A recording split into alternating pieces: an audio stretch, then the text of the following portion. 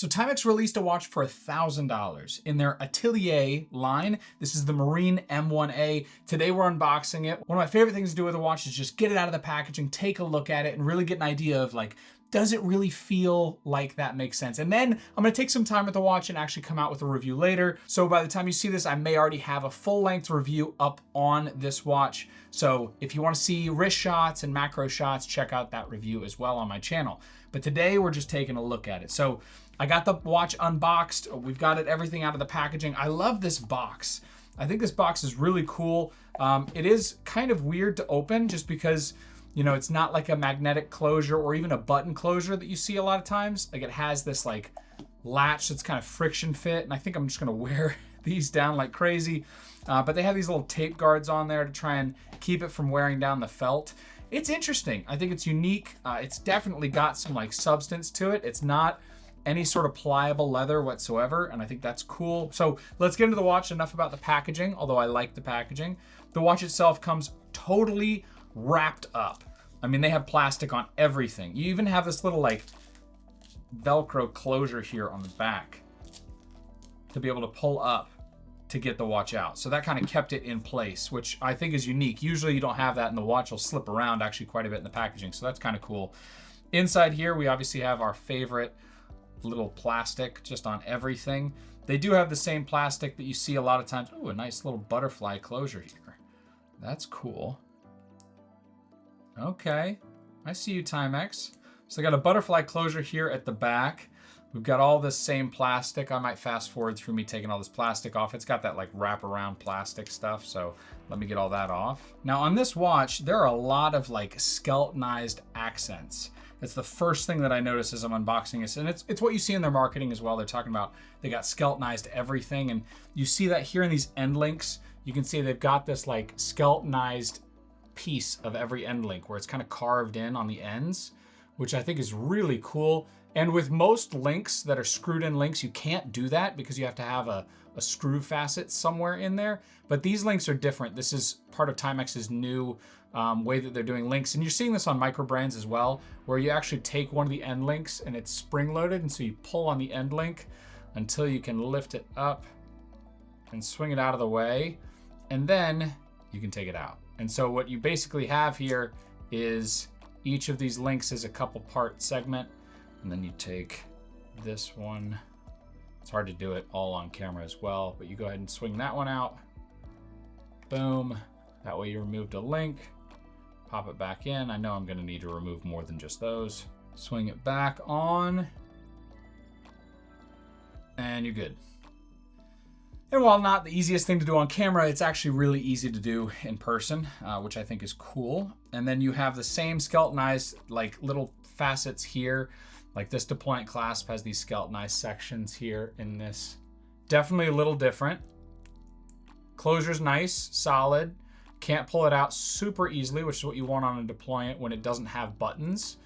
I like buttons typically just because, you know, I trust them more, and I like not having to pull against it to open up a butterfly clasp. But you get rid of the buttons, you get a nicer, cleaner aesthetic. So I get it. That is the face of the watch. And that, I think, at least in the marketing, is what they showed off really well. I thought it looked really neat. Take that little plastic off. They've got a lacquer dial on there. They've got recessed little raised indices, but they're recessed into, it's not really the rehaut. It's basically this rim around the top side of the dial that's cut out a little bit to add a little bit more depth to the dial than you usually would have. So you have the chapter ring on the outside here, where you can see the actual like numbers for minutes. Then you have this raised sort of section on the dial. Then cut out of that are these raised indices. And then below that is this black lacquer. And black lacquer has a great way of like, basically in certain lighting looking so pitch and black that it's just a bottomless hole. And then other times when you get a little reflection on it, it just makes it look a little more elevated. Interesting aesthetic. Obviously, like I said, on the skeletonized section, they do have skeletonized parts here in the main case as well. So you get more of those little cutouts that are featured throughout the entire watch, kind of continued throughout the main case section of the watch. Bezel action is very important for me, so let's see how this feels. Okay. Interesting. Pretty solid. It's gonna be more tactile than if you're used to like Seikos. Seikos are a little mushy. Like each click isn't as really defined. These clicks are really defined. It does have a little bit more of that, like where the bezel feels hollow. All these bezels are relatively hollow in terms of their construction because they're pretty thin, but it does have that like reverberation inside of it that makes it feel like the bezel is a little like more of a lightweight material than it actually is. I tend to prefer something like the Submariner, which gives you a tactile click and gives you a feeling that it's like a solid bezel. This is a $1,000 watch, not a $10,000 watch, so I can't hold it to that perspective. But it's a nice bezel action. I mean, I would fiddle with that and be happy with that being the bezel on the watch. Very nice. Okay, now you can see here you've got 15-minute increments all the way through, and then it switches to just your standard increments outside of the 15-minute countdown. 15 minutes typically for decompression safety stops. As you're diving, you want a 15-minute countdown for each of those safety stops, and so that's why they typically do a 15-minute timer in minute increments and then everything else not in minutes. The crown here, you've got a crown guard that really, the crown guards are really like noticeable. There isn't like a large chamfer to come out to the crown guard. It just kind of sticks out, and then you've got the crown itself. Crown feeling isn't the easiest to access, but it's not too bad. Winding feeling though is nice and smooth. Now I'll put the specs to the movement online now because I don't have those specs in front of me as I'm talking, so I'll put the specs over here. You can see this movement isn't super well known, and it isn't necessarily a direct copy of a ETA or a Sellita. It looks like it's kind of Timex's own thing, so to speak, but it's going to be a basic three-hand movement, so it's really hard. Like the angles and the geometry and the gear ratios are set for most of the standard wheels on a movement like this, right? So your second, third, fourth wheels are going to have the same ratio and sizes and gear ratios as they would all the way up the chain, so I'm not really that concerned about it.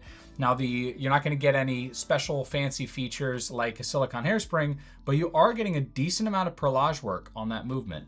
And if you're getting into watches, what I really love about this watch more than anything, and why I wanted to buy it and get it in here, is because if Timex is offering watches at $1,000 in an automatic, then more of your mainstream people that don't know watches might buy this. And this might be a gateway into the crazy world that most of us live in of really expensive watches and mechanical movements and silicone hairsprings and all that other stuff. Now, one of the other things I want to commend them for, so let me just break that down.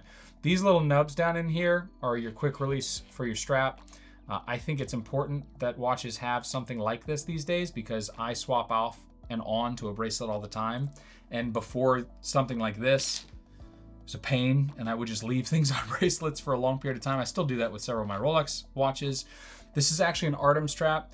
They do send me straps for free, so I don't mention them just because of that. I typically continue working with them because they make great straps. I like the quality of their stuff.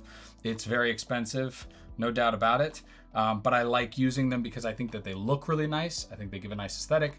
I love the pliability, so I typically wear these straps a lot, and so that's why I'm putting it on this as a trial.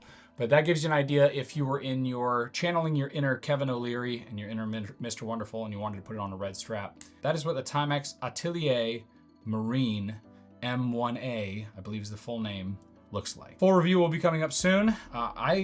First impressions though, it's a pretty nice watch. For $1,000, I'm very, very interested to see what Timex does next. But again, I'll be able to get more time with this on wrist, and then I'll be able to do a full review here coming up soon. So stay tuned for that. Thanks for watching. I'll see you in the next one.